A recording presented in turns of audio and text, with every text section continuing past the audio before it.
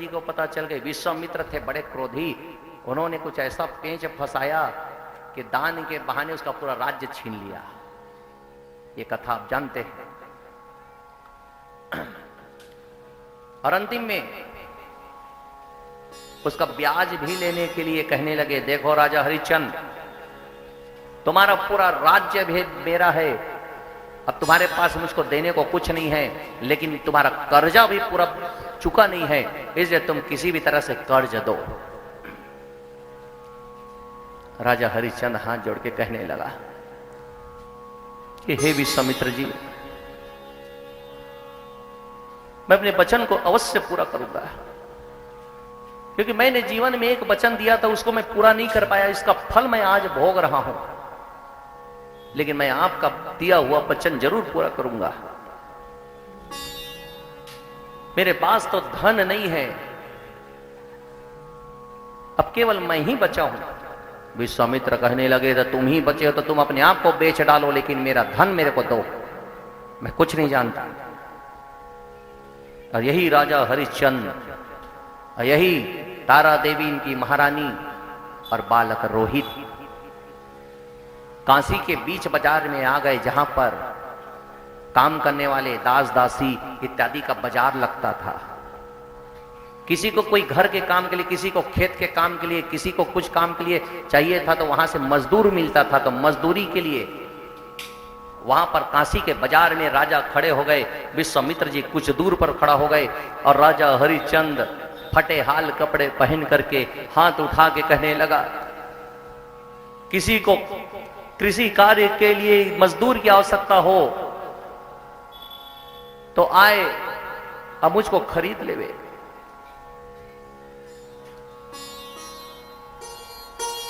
तो शमशान भूमि का एक रखवाला, शमशान भूमि का मालिक है, वो देखा बड़ा हष्ट पुष्ट है, रखवाली के लायक तो बढ़िया है। क्यों सेवक, क्या दाम लगाए हो? जी आप बता दीजिए कुछ। अच्छा, तुम्हारे जो हष्ट पुष्ट भुजाएं देख करके मुझको लगता है कि मैं तुम्हारे लिए 5 स्वर्ण मुद्राएं देता हूं। ठीक है, 5 स्वर्ण मुद्राएं, और देखो आजीवन रहना है। और राजा हरिश्चंद्र को केवल 5 स्वर्ण मुद्राओं में खरीद लिया गया, और राजा हरिश्चंद्र ने वो 5 स्वर्ण मुद्राएं विश्वामित्र जी को दे दिए, और वो चले गए शमशान भूमि की रखवाली करने। विश्वामित्र ने जाते जाते कह दिया कि देखो अभी भी कर्जा बाकी है, ये पूरा नहीं हुआ है 5 स्वर्ण मुद्राओं से, और देना पड़ेगा। तारा देवी अपने पति को कह गई थी जाते जाते कि पतिदेव आप चिंता मत करिए, मैं आपकी धर्म पत्नी हूं, सुख में साथ थी, आज दुख में भी साथ हूं। मैं भी अपने आप को गृह कार्य के लिए नौकरानी के रूप में अपने आप को भी बेच दूंगी, जरूरत हुआ तो अपने बच्चे को भी, लेकिन आपका कर्ज मैं चुकाऊंगी, आप निश्चिंत होकर जाइए। और वही तारा देवी काशी के बाजार में, जहां पर और भी दास दासियां अपनी बोली लगा रहे थे मजदूरी की, वो भी हाथ उठा के कहने लगी, किसी को गृह कार्य के लिए, झाड़ू पोछा के लिए, बर्तन धोने के लिए किसी नौकरानी की आवश्यकता होगी तो आओ। अब सब लोग आते देखते, कई लोग कहते अरे इसके साथ एक छोटा बच्चा भी है, अरे ये ज्यादा भोजन कर लेगा तो, घर के सामान तोड़ देगा तो, नहीं नहीं नहीं, नहीं ये नहीं चाहिए, बच्चे वाली। हाँ, और रोहित अपने मां का वांचल पकड़ करके उस भीड़ भाड़ भरे बाजार को देख रहा है। कैसी विडंबना है, सब देवता आकाश मंडल पर आ गए। वाह, इस नियति ने कितनी परीक्षा लेनी चाहिए। राजन परीक्षित, एक परीक्षा केवल इतनी नहीं है, आगे का हाल सुनोगे तो तुम भी सशंकित हो जाओगे।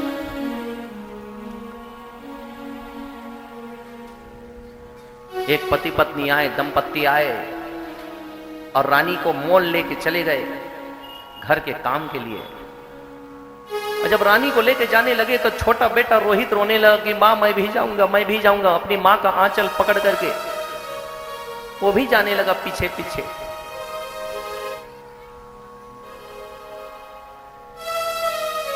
तो उस दंपत्ति ने, उस घर के स्वामी ये कहने लगे कि देखो देवी, ये हमने तुम्हारे बच्चे को मोड़ नहीं लिया है, इसको जाइए अपने घर छोड़ कर जाइए।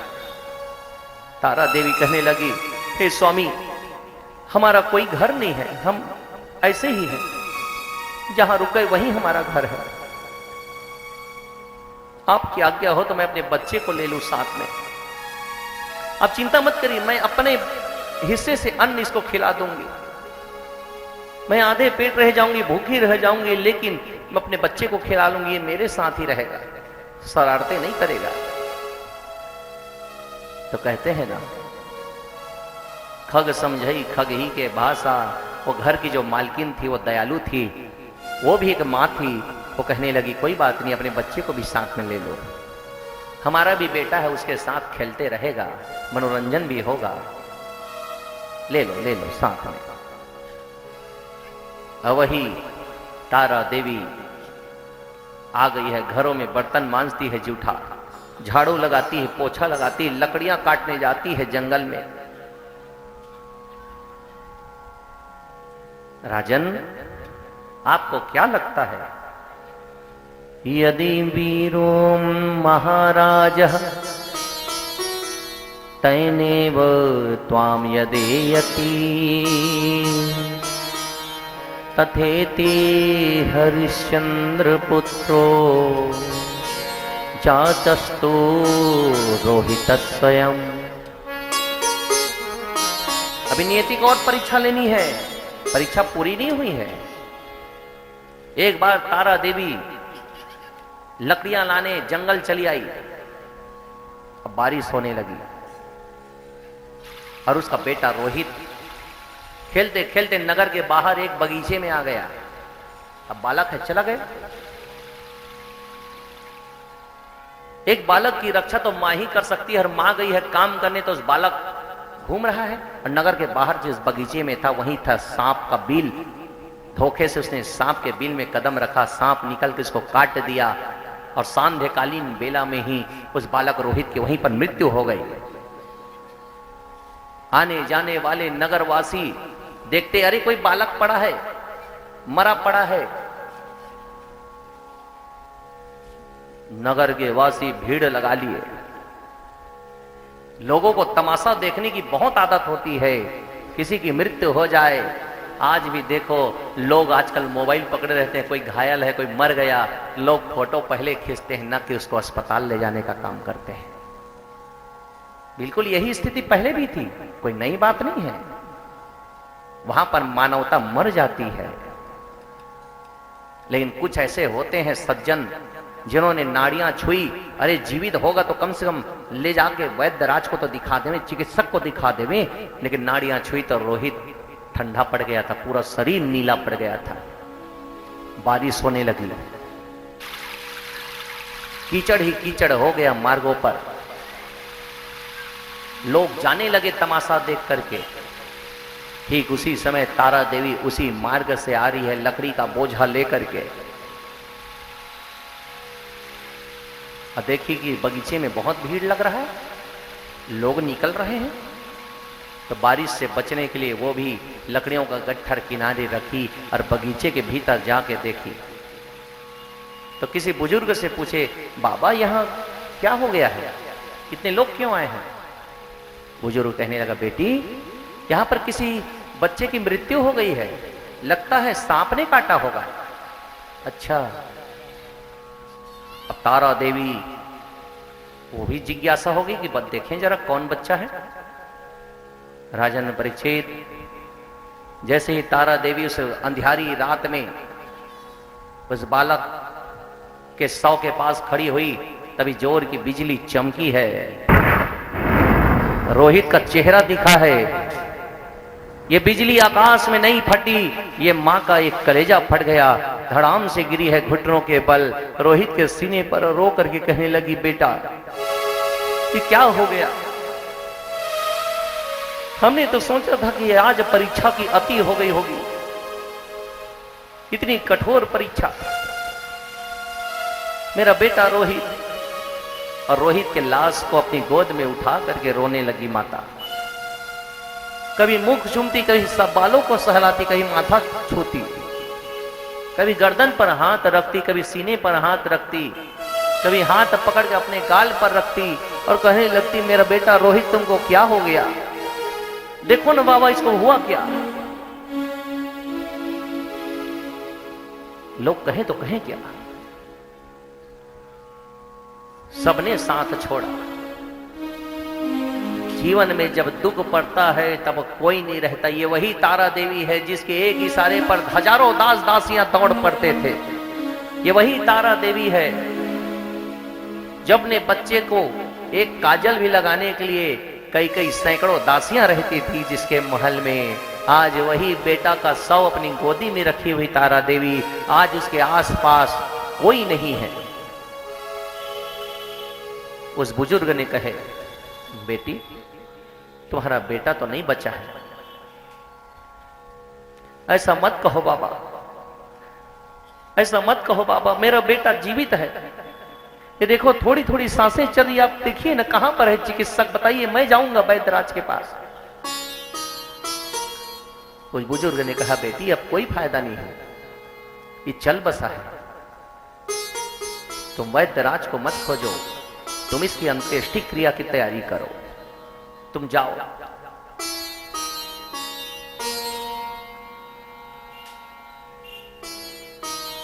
अब उस नगर में बिचारी नहीं थी, पूछने लगी कि शमशान भूमि का रास्ता कहां है बाबा? मैं चली जाऊंगी, अपने बेटे को ले जाऊंगी दाह संस्कार के लिए।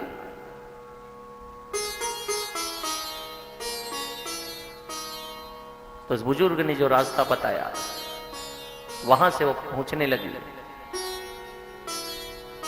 और रास्ते इतने कीचड़ भरे थे, कभी उन रास्तों पर कांटे थे।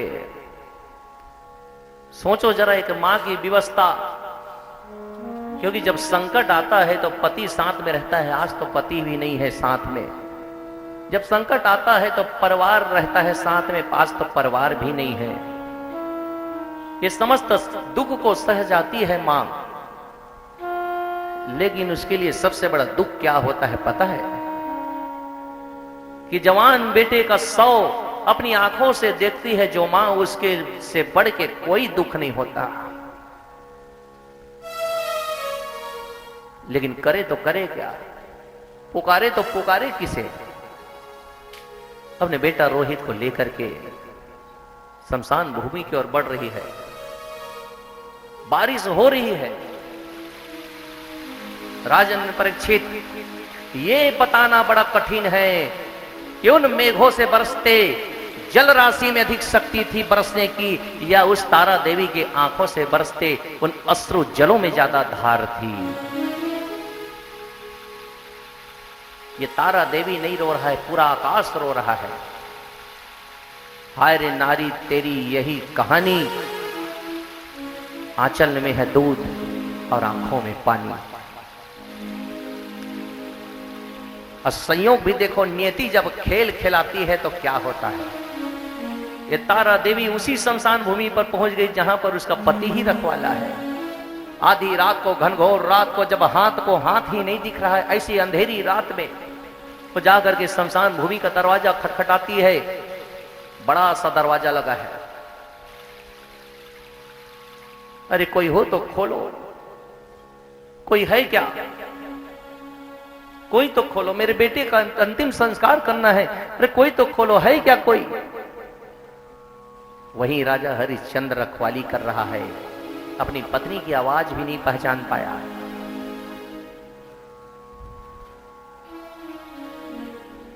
और हाथ में दंड लेकर के राजा हरिश्चंद्र दरवाजा खोला है।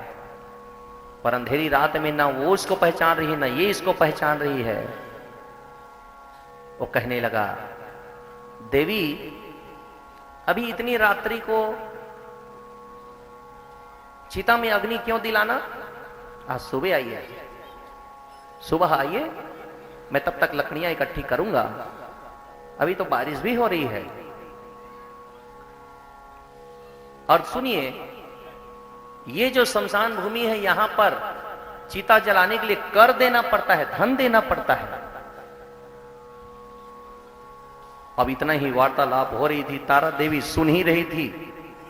जोर की बिजली फिर चमकी है और दोनों ने एक दूसरे का चेहरा देखा। राजा हरिश्चंद्र समझ गए, अरे ये तो तारा देवी है। और नीचे जब देखे तो उन्हीं का अपना लाडला बेटा एक लाश के रूप में उसके पास आया है।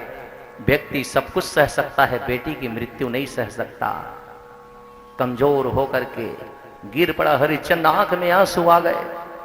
तारा देवी अपने पति को पहचान करके वो भी रोने लगी। आकाश मंडल पर ब्रह्मा जी, इंद्र जी, सूरज जी, चंद्र जी सबके सब आ गए। भगवान विष्णु भी गहरी नींद से जागे वैकुंठ लोक से देख रहे हैं। इतनी कठोर परीक्षा, इस पर भी अडिग है। विष्णु जी और देखते हैं, जरा देखो तो सही ये राजा हरिश्चंद्र करता क्या है आगे, क्योंकि अब स्वयं के पुत्र की चिता जलाने का समय आया है और नियम ये कहता है कि वो शमशान भूमि का रखवाला है।